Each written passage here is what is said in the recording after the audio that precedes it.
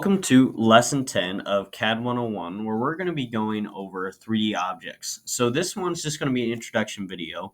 We're going to be going over axes, planes, and faces, turning 2D into 3D objects, why we use 3D, and also how we get to our 3D modeling ribbon, because we've only been really working in a 2D drafting and annotation ribbon so far. To start off, what we're going to do is kind of look at our planes as to how we've been doing it earlier.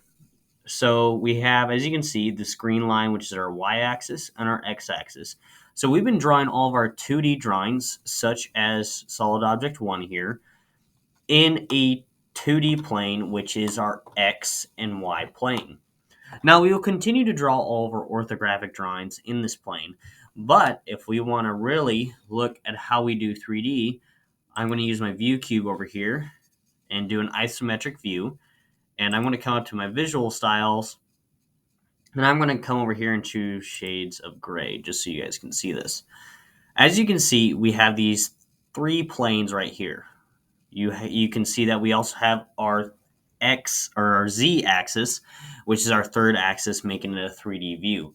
As you can see, we have our 3D solids right here representing these planes. So this plane right here is our Y and X plane. This one is our Z and X plane, and then this third one over here is going to be our Z and our Y plane. Using these 3 planes, we will create all kinds of 3D objects throughout our time here in this class. Now, faces, specifically when we're talking about, is what we've kind of been drawing so far in our 2D drawings.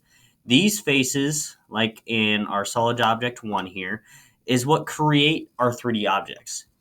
Like cube, which has 6 faces, we have a lot of objects that we'll make have a lot more than just 6 faces. Some of those will be curved, like the inside of this semicircle right here.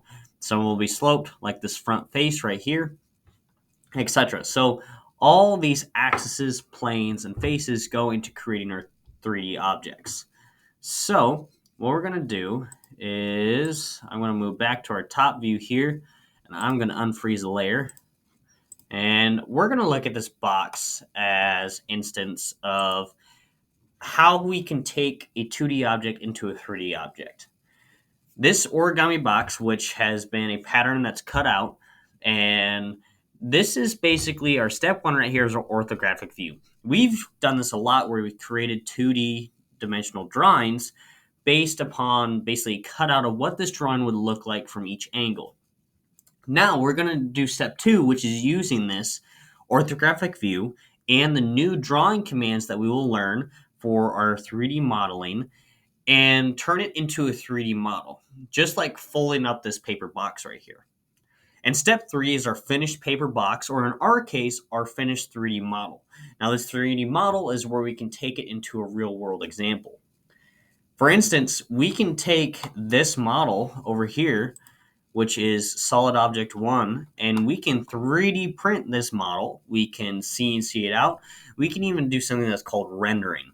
Rendering is when we take photos, such as this photo over here, and we can actually apply it to the faces and make this object look super realistic, and then we'll take a picture of it, basically a screenshot. And so it turns this from just looking like a fake piece in a virtual world, and we can render it to look like something real. So there's all kinds of things we can do with a 3D model. Most applicable to us is going to be 3D printing. So we can 3D print all these models out that we create, which I will show you to do pretty close to the end of this section.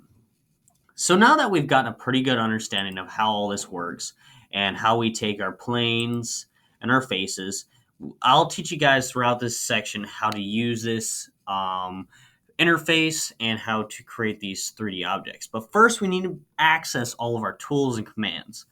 So what we're going to do is we're going to come up here to the top left corner of the screen and click on this little down arrow. It creates this customized quick access toolbar drop menu. In this menu, we're going to come down here and click workspace.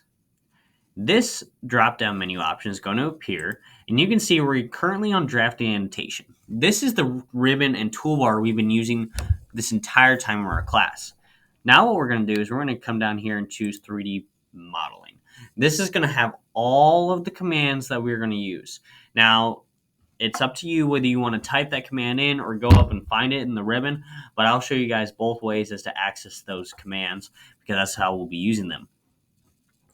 Most likely for any, you can draw your orthographic views in this toolbar, but if you prefer, you can switch back and forth, like draw your orthographic views using the drafting annotation one, and then when you go to make your 3D model, you can do the 3D modeling ribbon. That's just user preference. That's completely up to you guys. So then we're kind of going to go into the next videos as looking into actual commands and creating an object. So hop on the next video to just watch that.